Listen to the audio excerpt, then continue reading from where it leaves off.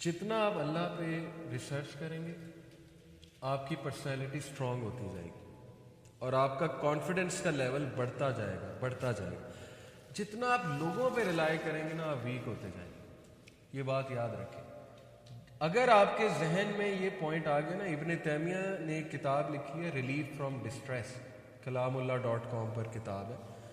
وہ کتاب صرف اس آیت کی تفسیر ہے، لا الہ الا انت سبحانک انی کنت من الظالمین.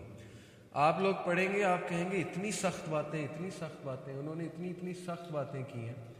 مثال کے طور پہ انہوں نے ایک بات کی ہے کہ جو بندہ یہ کہتا ہے نا کہ یہ فلانا بندہ میری مدد کر سکتا ہے، تو دیٹ از پارٹ آف شرک. وہ والا شرک تو نہیں ہے کفر والا، لیکن it is part of that concept کہ وہ بندہ غلطی کر رہا ہے، غلطی کھا رہا ہے کہ فلانا جس بندے کی امید انسان سے لگے گی نا کہ یہ کر دے گا، یہ مسئلہ میرا، اس کو کانٹیکٹ کرو یہ کر دے گا. ایک ہے کہ مشاورت کے لیے، اس میں کوئی حرج نہیں، میں بھی کرتا ہوں. ایسا نہیں ہے کہ میں کسی سے کانٹیکٹ نہیں کرتا، میرے بھی ٹیچرز ہیں، میں بھی ان سے مشورہ کرتا ہوں. ایک ہے کہ اس سے امید لگا لینا کہ یہی حل کرے گا اور یہ کر سکتا ہے. یہ خطرناک کانسیپٹ ہے اور یہ مومن کو، مسلمان کو زیب نہیں دیتا. اس پہ میں آپ کو ایک حدیث سناتا ہوں. دیکھیں ابو بکر صدیق کے حوالے سے. Abu Bakr the truthful, may Allah be pleased with him, might drop the rein from his hand, so he would strike the leg of his camel to make it kneel and he would pick it up. They said to him, why did you not order us to take care of it? ابو بکر صدیق ہر کام نہ خود کرنا پسند کرتے ہیں. تو کچھ نے شکایت کی کہ آپ ہر کام خود کر رہے ہیں، چھوٹا سا کام ہے کیمل کا وہ اٹھانا، تو آپ ہمیں آرڈر کر دیا کریں. تو he said, my beloved messenger صلی اللہ علیہ وسلم commanded me not to ask people for anything. مسند احمد کی حدیث ہے، صحیح اس کو درجہ ملا ہے. انہوں نے کہا کہ میرے نبی نے مجھے حکم دیا ہے کہ کسی سے کچھ نہ مانگو.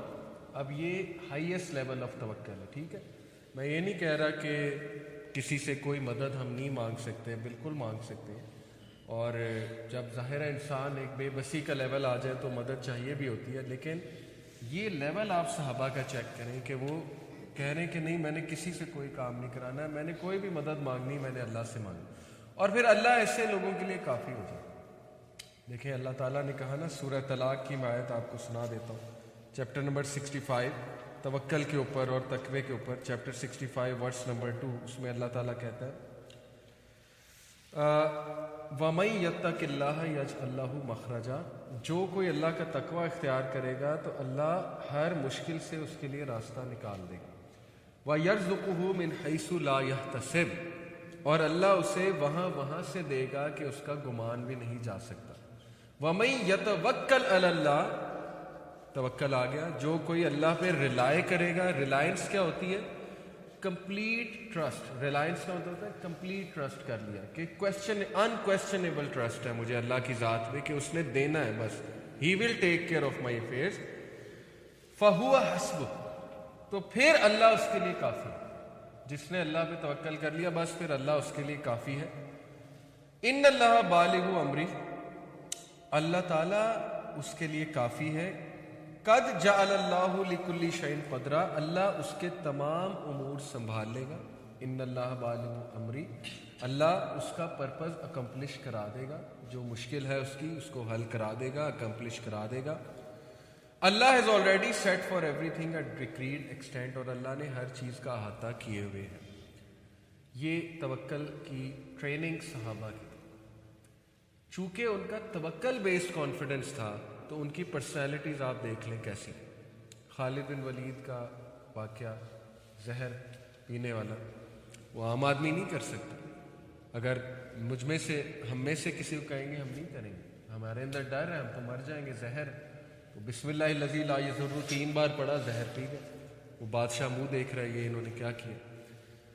ایک صحابی ربیعہ التمیمی، حبشی تھے، موٹے موٹے ان کے ہونٹ تھے. تاریخ میں مختلف طرح سے واقعہ آتا ہے لیکن میں آپ کو سنا دیتا ہوں.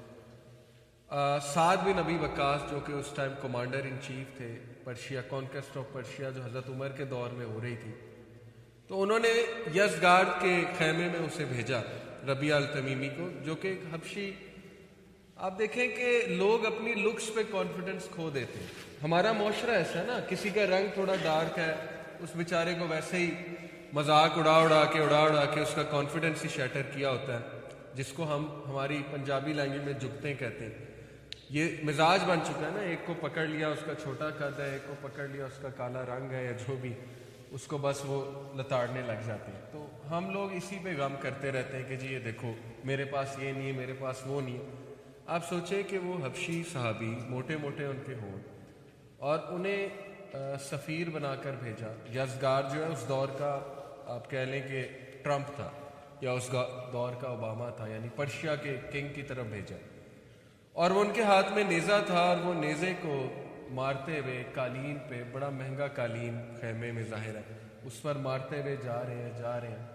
اور وہ جو درباری ہیں وہاں کے، وہ کہہ رہے ہیں کہ پتہ نہیں کون گستاخ ہے کہ ہمارے خدا کے سامنے جانے کی تمیز ہی اس کو نہیں ہے، کیونکہ یزگارد ان کا سو کالڈ فالس گاڈ تھا. تو وہ ایک نے پوچھا کہ اے شخص، بدتمیز شخص، تجھے تمیز نہیں ہے کہ تو ہمارے خدا کی طرف جا رہا ہے؟ تو یہ کیا طریقہ ہے؟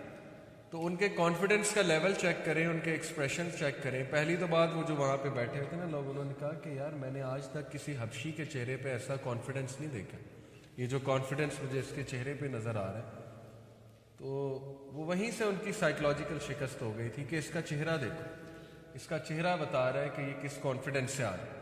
اور پھر جو انہوں نے الفاظ کہے، انہوں نے کہا کہ جا اپنے خدا کو جا کے بتا دے کہ میں اس کے خدا سے آیا.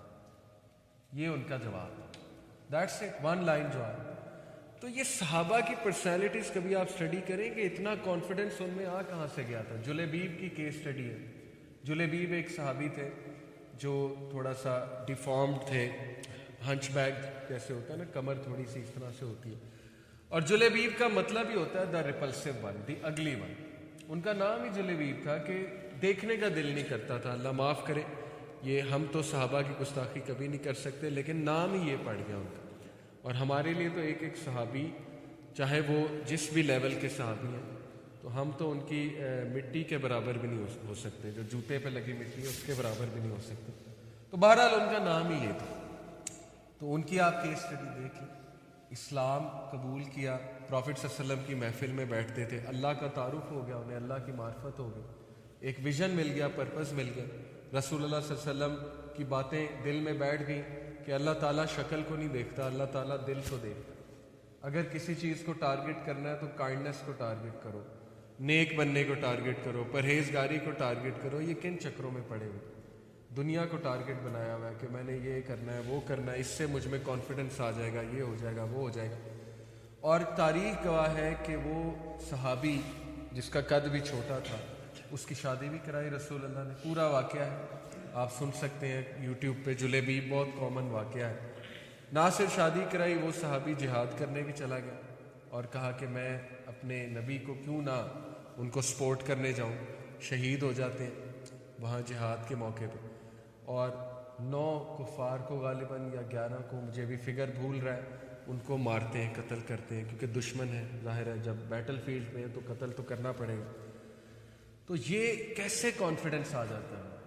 ایک بندہ جس کو پرپز ہی نہیں پتا اپنا، جس کو لوگ کہہ رہے ہیں کہ ریپلسو ون ہے، جس کو بچے بھی ہیں وہ پتھر مار رہے ہیں، اور نہ ان کے کوئی باپ کا پتہ ہے، نہ ماں کا پتہ ہے، وہ اکیلے رہتے ہیں، بس معاشرے کا دھتکارا ہوا انسان ہے.